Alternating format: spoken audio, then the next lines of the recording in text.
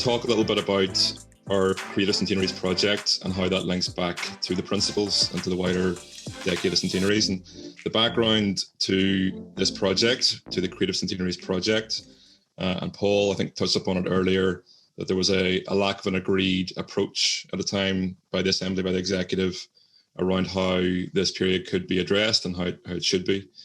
And we were approached by the then Decal department to set up a platform and a project with the remit of becoming a hub and a place where people could find out information, access resource and access information around the Decade of Centenaries. And also was a small pod made available to trial new ways of helping to engage communities and people with this time frame. So it was important for us at that stage to make sure that everything that we were doing was grounded in the groundwork that had been laid by CRC and Heritage Fund at that stage, and by all of the other partners and projects who've been doing such great work. And what we've tried to do with Decade of Centenaries all the way through is to make it a cohesive presence within Northern Ireland for a lot of the activity that was happening across those organisations, highlighting, drawing attention to and showcasing the work of others. And since 2014, we've also been able to help and support other organisations through some of their work here across Ireland and into the UK as well as that, also delivering our own creative programming and creative activity, and quite often utilising new approaches to engagement, particularly helping younger people and younger audiences to interact and to learn and to engage about some of these events as well, and often using creativity and digital as a means through which to do that. And as an organisation in the arts and cultural sector, the nerve centre that is, who lead on the Decade of Centenaries project, it's been sort of really imperative for us to connect in with those heritage institutions who set this groundwork, as well as all the other creative partners. And it's fair to say that we're not a traditional organisation in the sense of this sector and in this time frame. So we were coming at it from a slightly different approach, which I hope has made some impact regardless. And what we've done, we've been a continually active member of the roundtable, the Decade of Centenaries roundtable. And it's helped us to establish and to make some of those connections with others as well, with other heritage partners, with community organisations, with arts organisations. And we've been able to place the work of Decade of Centenaries at the heart of the decade work within the North, and also to position it amongst partners and peers. And the principles have always been at the core of that work. And we've often, our work, all of our work has as Paul and Deirdre and others have mentioned, has edged on potentially difficult subject matter and contested memories. And we always use the analogy that we're walking on a tightrope, and we're always quite afraid of falling off and doing the wrong thing and falling off. But as Paul says quite accurately as well, that maybe the decade was actually the easier. We came through it relatively unscathed, all of us who were involved in it, and maybe it was, in hindsight, was an easier time frame to address and to deal with. But I think the principles were there and helped all of us through that. And it helped us, I think, as an organisation to give a sense about what we were doing and bring it into a wider vision as well. So what I want to do is talk a little bit about some of the principles in the context of some of the work that we've done, and how some of the outputs that we've achieved or attempted to deliver on fit within the context of the principles, and I suppose taking maybe each of the principles one at a time. And I'm assuming throughout the purposes of this whole thing that the first principle, i.e. starting from the historical facts, is a consistent presence throughout all of this work. So I haven't addressed that specifically. So there are three main areas of work that we've been involved in, and there are different elements of that are cross-cutting, but essentially exhibitions and public programming, events and activities, and then education and engagement. So I'm going to talk about those three things. And some of the work that we've been involved in then, through the project, just turn the volume down on that, we've been able to establish quite significant partnerships with other heritage bodies. We've delivered a huge number of exhibitions across different partners since 2014. This little video walkthrough here is from our 1916 exhibition at the Ulster Museum, which was looking at the impact and legacy of 1916, but thinking from an alternative and forward-thinking point of view, in that we were looking at creativity from that time, and how what was happening at that time was a great time of change, not just in terms of the war and conflict, but also in terms of creative approaches to things. And we were able to put contemporary artistic representations next to collections and archive from the period, showcasing creativity at a time of change. So that's just one example of how we were able to bring some of our different thinking to bear in a large scale. Throughout the whole of that time frame, we've established and linked in with multiple heritage bodies and partners right across Northern Ireland.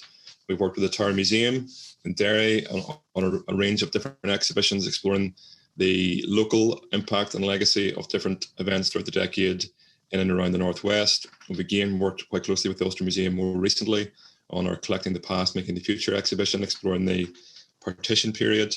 We've worked with North Down Museum in Bangor on their Battle of Jutland commemoration exhibitions. We've worked with the National Library of Ireland in Dublin, helping to connect and make some of those established connections north-south as well. And all of these exhibitions and all of these programs have been a chance to reflect on the significance of the period, to recognize the implications and consequences, but they've also been opportunities to challenge and to encourage different points of view as well. And I think crucially, as an organisation, it enables us to work with others differently.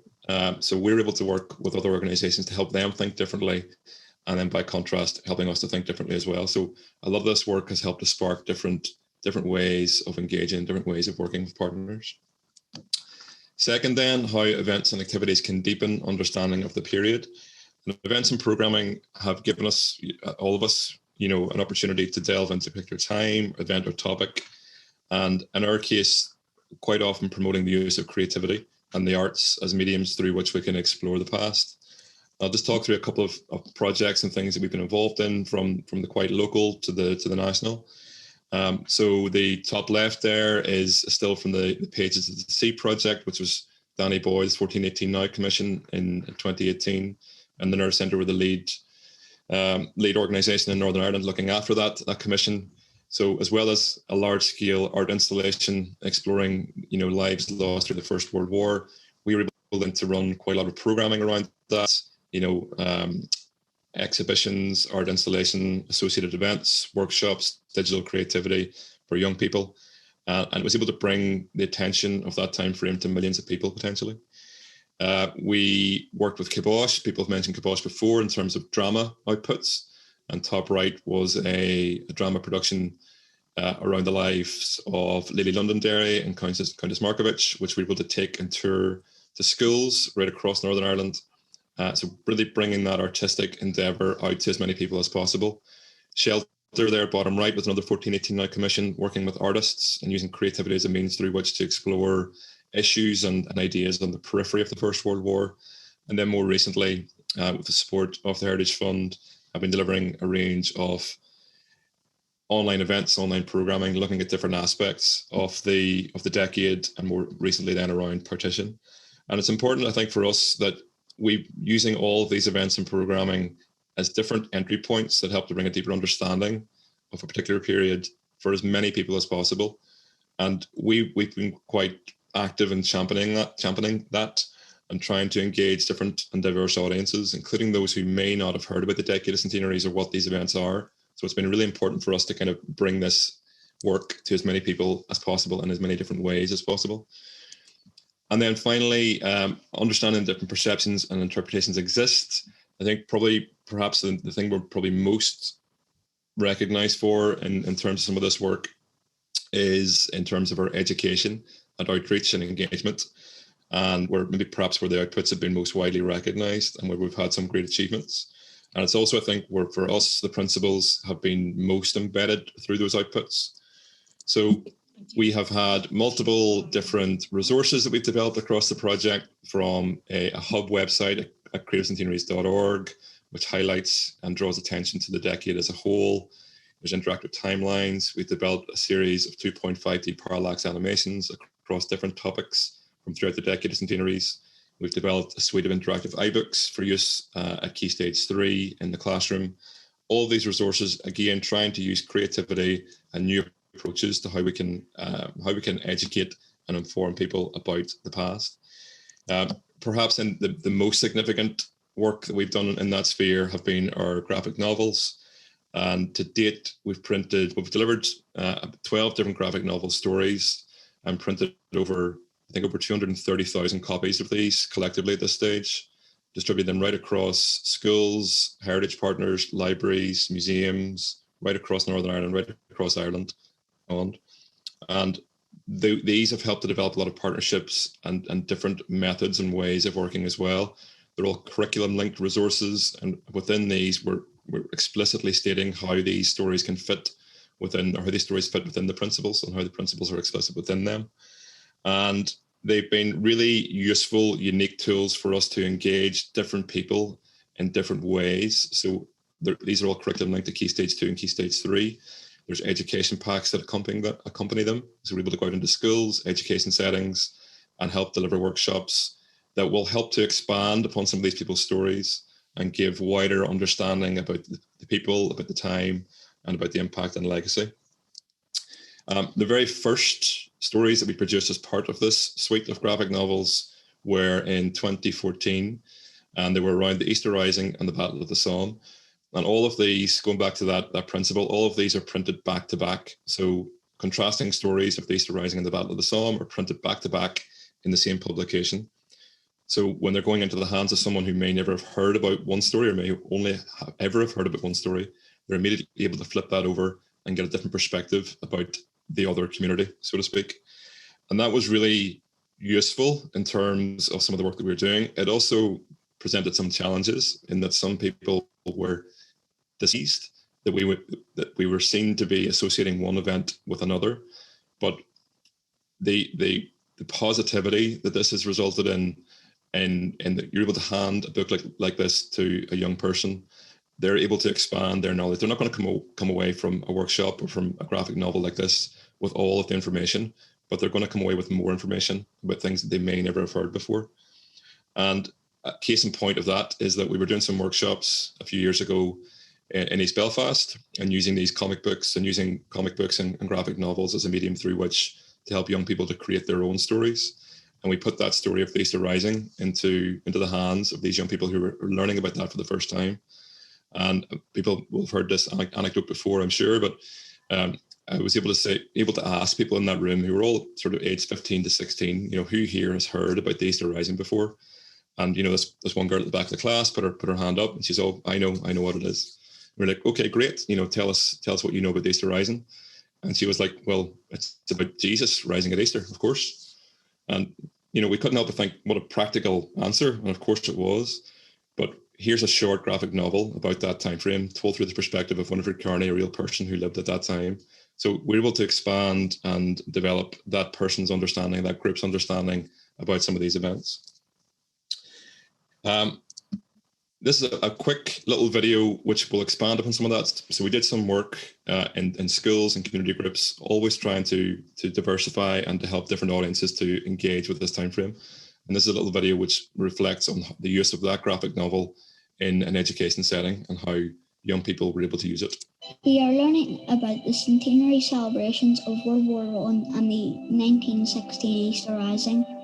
I think Winifred Kearney was very brave. She was good in coming the ban, and Billy McFadden was in the Somme, and he was very brave because he went out to fight and he got shot and he died. Well, it probably would have been really hard. It could be people's daddies maybe going to the wars, and they could end up being killed. It was fun making the comics because we got to put our own photos and our background and our own text. I love to learn about all the stuff that happened ages ago, and I like to sit down with my granny because she likes all that stuff as well. So that was a short film that was produced by RTE, just highlighting some of the work that was going on across the country in 2016, looking at 1916. And what we've done through all of that work and all of that education and engagement work is to embed digital approaches and digital creativity as a means through which to engage those audiences.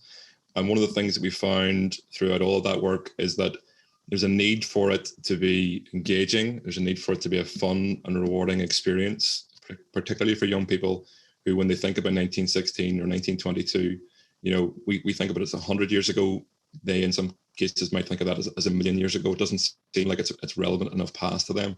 It seems like such a long time. So it's about making it as accessible and engaging for them as possible. Encourage them to learn, and really without knowing that they're learning.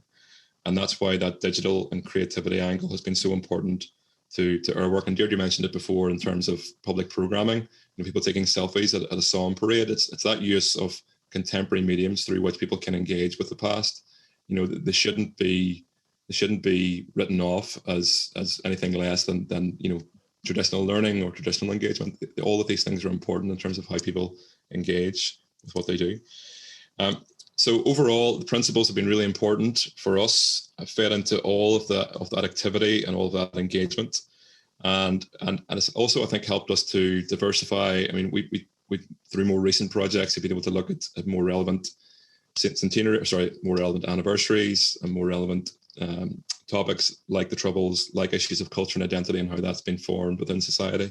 And the principles, while not explicit within that work, have certainly underpinned. And then there's a connection and a consistency through the principles that have been adopted through all of our work going forward. And I think we will continue to use that. And I'm glad to see that the principles are being talked about in that context and how they can be used going forward. Because I think the work that's happened across all of the organisations who've been involved in the decade to date has been so important. And it's a shame. It would be a shame to not see that continue. So.